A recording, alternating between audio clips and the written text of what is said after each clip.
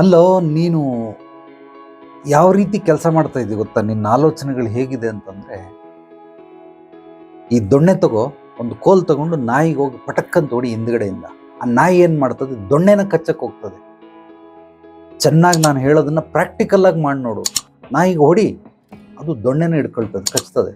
ಯಾಕೆ ಅಂದ್ರೆ ದೊಣ್ಣೆ ನನಗೆ ನೋವು ಮಾಡ್ತಾ ಇದೆ ಅಂತ ದೊಣ್ಣೆನ ಹಿಡ್ಕೊಳ್ತದೆ. ಅದೇ ನೀನು ಹುಲಿ ಸಿಂಹಕ್ಕೆ ಹೋಗಿ ಹೊಡಿ, ಹೊಡೆದಿದ ತಕ್ಷಣನೇ ಅದು ಕೋಲ್ನಲ್ಲ ನಿನ್ನ ಮೇಲೆ ಅಟ್ಯಾಕ್ ಮಾಡುತ್ತೆ. ಯಾಕೆಂದ್ರೆ ಹುಲಿ ಸಿಂಹಗಳಿಗೆ ಗೊತ್ತು ಕೋಲಿಂದ ಏನೂ ಪ್ರಯೋಜನ ಇಲ್ಲ, ಕೋಲನ್ನು ಹಿಡ್ಕೊಂಡು ಹೊಡಿತಾವನಲ್ಲ ಅವನ ಮೇಲೆ ಅಟ್ಯಾಕ್ ಮಾಡಬೇಕು ಅಂತ. ನೀನು ಅದೇ ರೀತಿ, ನಿನ್ನ ಮನಸ್ಥಿತಿಗಳು ನಾಯಿ ಮನಸ್ಥಿತಿ. ನೀನು ಕೋಲನ್ನ ಕಚ್ಚಕ್ಕೆ ಹೋಗ್ತಾ ಇದೆಯಾ. ಕೋಲ್ ಕಚ್ಚಿದ್ರೆ ಏನು ಪ್ರಯೋಜನ ಇಲ್ಲ, ಕೋಲು ಅದು ನಿರ್ಜೀವ, ಸುಮ್ಮನೆ ಇರ್ತದೆ. ಅದಷ್ಟು ಕದ ಎದ್ಬಿಟ್ಟು ನೀನು ಹೊಡೆಯಲ್ಲ, ಅದನ್ನ ಹಿಡ್ಕೊಂಡು ಹೊಡಿತಾವನೆ. ಹೊಡೆಯೋನ ಮೇಲೆ ನೀನು ಅಟ್ಯಾಕ್ ಮಾಡಬೇಕು. ಆದರೆ ನಿನಗೆ ಗೊತ್ತಿಲ್ಲ ಹುಲಿ ಸಿಂಹದಂಥ ನಿನ್ನ ಮನಸ್ಥಿತಿ ಪರಿಸ್ಥಿತಿಗಳಿಲ್ಲ. ಆದ್ದರಿಂದ ಕೇವಲ ನಿನಗೆ ನಾಯಿ ಮನಸ್ಥಿತಿ ಇರೋದ್ರಿಂದ ಈ ರೀತಿ ಆಗುತ್ತೆ. ಈ ಜುಟ್ಟು ಹಿಡಿದು ಯಾರೋ ಹಿಂಗೆ ಎಳಿತಾರೆ, ಅಮ್ಮ ಚುಳ್ಳಂತದೆ.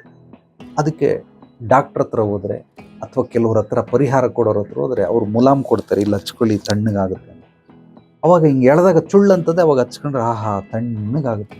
ಮತ್ತೆ ತಿರ್ಗಾ ಎಳಿತಾನೆ, ತಿರ್ಗಾ ಹಚ್ಕೊ, ತಿರ್ಗಾ ಎಳಿತಾನೆ, ತಿರ್ಗಾ ಹಚ್ಕೊ. ಎಷ್ಟು ಸಲ ಮುಲಾಮ್ ಹಚ್ತೀಯ? ಮುಲಾಮೆಲ್ಲ ಖಾಲಿ ಆಗೋಯ್ತು. ಮೂಲ ಸಮಸ್ಯೆ ಎಲ್ಲಿದೆ? ಈ ಯಾರು ಜುಟ್ಟನ್ನು ಎಳಿತಾವನೆ ಅವನ ಕೈಗೆ ಒಂದು ತಣಸ ಅಂದರೆ ಕಬ್ಬಣದ ಸಲಾಕೆ ಕಾಯಿಸ್ಬಿಟ್ಟು ಬರೆ ಇಡಬೇಕು. ಅವಾಗ ಅವನು ಬಿಟ್ಬಿಡ್ತಾನೆ.